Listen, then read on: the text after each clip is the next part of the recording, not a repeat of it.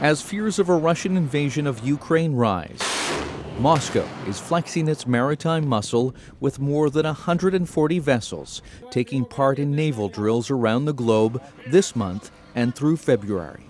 As part of the vast exercises, Russia's defense ministry said 6 landing ships from its Baltic and Northern fleets would be operating in the Mediterranean.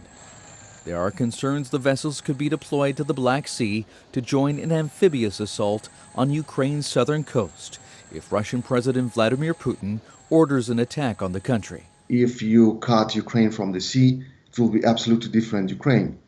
No exit for the sea. It's a total disaster for Ukrainian economy. Mykhaylo Samus is a security analyst with the new Geopolitics Research Network. Huge amount of Ukrainian import and exports going through Odessa and other ports in the south. And of course, the agriculture products, the main source of Ukrainian export.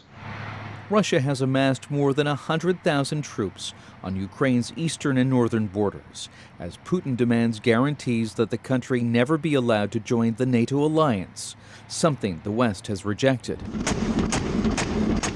Russia's Black Sea Fleet has already rehearsed amphibious operations. In April 2021, Russian Marines and airborne troops held drills on the Crimean Peninsula, territory Moscow seized from Ukraine in 2014. If Russia did attack from the sea, Ukraine's tiny naval force would be no match.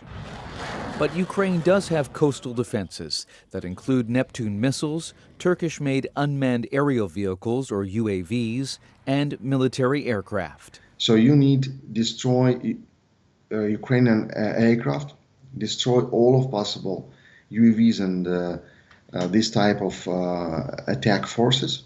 And after this, you need to destroy all of Ukrainian artillery before started landing operation. Before any invasion, Russia would be expected to launch cyber attacks to knock out Ukraine's power grid and internet, says the former Deputy Chief of Staff of Ukraine's Navy, Captain Andrei Ryzhenko. He's been closely watching the buildup of Russian forces. They behaving with Ukraine like gangsters, I would say.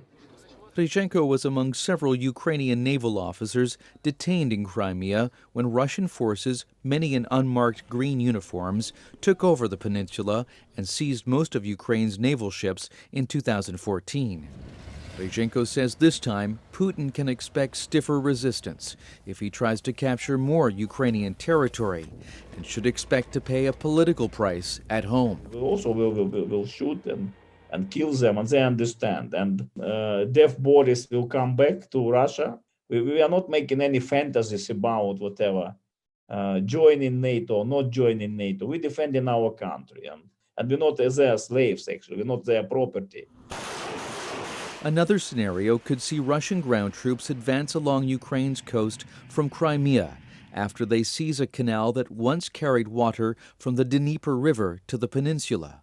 Ukraine shut it down, and Russia is desperate to restore the flow of water to solve Crimea's drought crisis. If Moscow wanted to avoid casualties that might come with a ground or amphibious assault, it could instead choke off Ukraine's maritime export routes that run between tiny Serpent Island and gas platforms that Russian troops seized in 2014. Can just blockade the Black Sea for Ukraine.